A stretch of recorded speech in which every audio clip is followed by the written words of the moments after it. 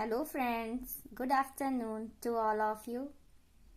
Welcome back to my channel and आप सब लोगों का स्वागत है। हेलो दोस्तों, आज हम लोग पढ़ने वाले हैं क्रिया। क्या पढ़ने वाले हैं? क्रिया। तो क्रिया किसे कहते हैं? जैसे कि आप आपसे पूछा जाए क्रिया किसे कहते हैं दोस्तों, तो आप बताइए अपना कि क्रिया किसे कहते हैं। ठीक है, चलिए मैं बताती हूँ क्रिया किसे कहा जाता है। किसी कार्य को करना ही हमारा क्रिया कहलाता है। क्या कहलाता है? किसी कार्य को करना, मतलब जो काम किया जाता है उसे ही क्रिया कहते हैं। ठीक है, तो क्रिया के अंतर्गत हमारा आता है धातु, क्योंकि धातु से ही क्रिया बनती है। तो क्रिया के अंतर्गत हमारा आता है धातु। आइए दोस्तों जान लेते हैं धातु होता क्या है।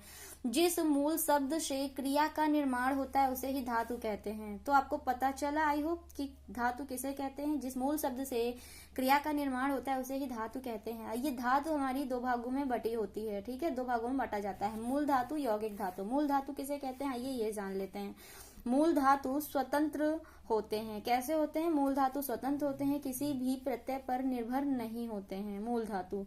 उदाहरण में आइए देख लेते हैं, पढ़ लिख दौड़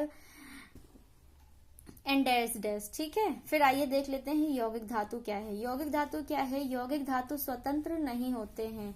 यह किसी ना किसी प्रत्यय, यानी आप, प्रत्यय में हमारा आ लगा रहेगा लास्ट में। ठीक है, अंतिम शब्द में। ठीक है, तो हमारा प्रत्यय लगा रहेगा, अंतिम पद में प्रत्यय लगा रहेगा, निर्भर होते हैं। उदाहरण में आइए देख लेते हैं, पढ़ा लिखा दौड़ा सजा, ये हमारा यौगिक है। ठीक है, चलिए देख लेते हैं दोस्तों क्रिया। हमने आपको बताया था स्टार्टिंग में, क्रिया किसे कहते हैं? किसी कार्य को करने को ही क्रिया कहते हैं। ठीक है, किसी कार्य या काम को करने को ही क्रिया कहा जाता है। क्रिया का शाब्दिक अर्थ क्या होता है? कार्य या काम। तो क्या होता है क्रिया का शाब्दिक अर्थ? कार्य या काम। चलिए देख लेते हैं क्रिया के डेफिनेशन टाइप, परिभाषा टाइप देख लेते हैं। क्रिया के द्वारा जो कार्य या काम किया जाए उसे ही कार्य या काम को ही क्रिया कहते हैं। ठीक है, चलिए दूसरा देख लेते हैं, इसे दूसरी भाषा में। कार्य या काम जिसके द्वारा संपन्न किया जाए उसे ही कर्ता कहते हैं। ठीक है, फिर अगले टाइप से देख लेते हैं, कर्ता जिस वस्तु पर कार्य संपन्न करे उस वस्तु को कर्म कहा जाता है। क्या कहते हैं? कर्म कहते हैं। ठीक है, फिर आइए देख लेते हैं क्रिया के प्रकार। क्रिया के प्रकार कितने होते हैं? तो दो होते हैं, आकर्मक क्रिया, साकर्मक क्रिया। आकर्मक क्रिया क्या होती है? आकर्मक क्रिया, आइए देख लेते हैं आकर्मक क्रिया क्या होती है। जहां पर क्रिया व्यापार का फल कर्ता से चलकर सीधे कार्य पर पड़े उसे ही आकर्मक क्रिया कहते हैं। ठीक है, इसमें कर्म नहीं पाया जाता है। तो आकर्मक क्रिया में दोस्तों क्या नहीं पाया जाता है? कर्म नहीं पाया जाता है। उदाहरण में आइए देख लेते हैं, वृक्ष से पत्ते गिरते हैं, तो ये जो गिरते हैं इसमें हमारा कोई कर्म नहीं हो रहा है, तो ये हमारा कर्मक क्रिया का उदाहरण है। फिर चलिए देख लेते हैं अगला उदाहरण, इसमें चिड़िया आकाश में उड़ती है, तो उड़ना ये हमारा कोई कार्य नहीं है, इस पे कोई कर्म नहीं हो रहा, तो ये हमारा कर्मक क्रिया। ठीक है दोस्तों, फिर चलिए देख लेते हैं क्रिया के प्रकार में अगला हमारा साकर्मक क्रिया है। इसको देख लेते हैं, साकर्मक क्रिया किसे कहते हैं। तो जहां पर क्रिया व्यापार का फल कर्ता से चलकर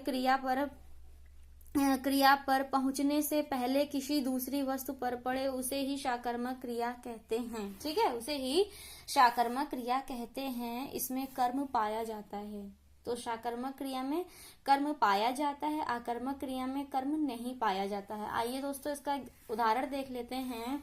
रमेश किताब पढ़ता है, तो रमेश क्या कर रहा है? किताब पढ़ता है, किताब पर कर्म हो रहा है, यानी हमारा ये साकर्मक क्रिया। आइए दोस्तों देख लेते हैं कि इसमें नोट पॉइंट डाल लीजिएगा। अगर किसी शब्दों वाली क्रिया में क्या लगाने पे, कोई शब्द है तो शब्दों वाली क्रिया में क्या लगाने पर उत्तर मिल जाए तो उसे साकर्मक क्रिया होगी। अगर उत्तर ना मिले तो वहां पे हमारी क्या होगी? आकर्मक क्रिया। उदाहरण में आइए दोस्तों देख लेते हैं, पढ़ना लिखना रोना हंसना लड़ना। अब कहा जाए, अब यहाँ पे क्या लगाएंगे ना, क्या पढ़ना, तो कुछ पढ़ रहा होगा ना, यानी हमारा उत्तर मिल रहा है, नहीं साकर्मक क्रिया। फिर क्या लिखना, क्या कुछ तो लिख ही रहा होगा, सकर्मक क्रिया। फिर क्या, रोना, रोना कोई क्रिया नहीं, हंसना कोई क्रिया नहीं है, लड़ना भी कोई क्रिया नहीं, तो ये हमारी हंसना, रोना, हंसना, लड़ना, ये तीनों हमारी क्या है, आकर्मक क्रिया। ठीक है दोस्तों, चलिए नोट पॉइंट डाल के लिख लीजिएगा। जहां पर कर्ता क्रिया दोनों पास पास मिल जाते हैं उस वाक्य में आकर्मक क्रिया होती है। तो जहां पर कर्ता क्रिया पास पास मिले वहां पर हमारी क्या होगी दोस्तों, आकर्मक क्रिया। ठीक है, फिर नोट पॉइंट डाल लीजिएगा। अगर किसी वाक्य से क्रिया शब्दों के रूप में व्यक्त की जाए तो उसमें क्या लगा देते हैं। ठीक है, अगर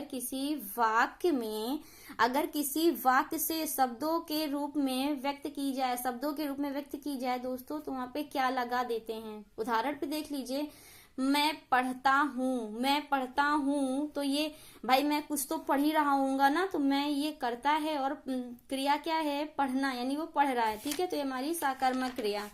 ठीक है दोस्तों, फिर साकर्मक क्रिया का एक और उदाहरण देख लेते हैं। राम दौड़ता है, तो कुछ तो दौड़ ही रहा होगा ना, मतलब रनिंग तो उसका कुछ फिक्स ही होगा, दौड़ना, तो मतलब राम हमारा करता है और क्रिया क्या है, दौड़ना, तो वो दौड़ रहा है। आज की क्लास यहीं तक, आगे पढ़ेंगे हम कल। ठीक है दोस्तों।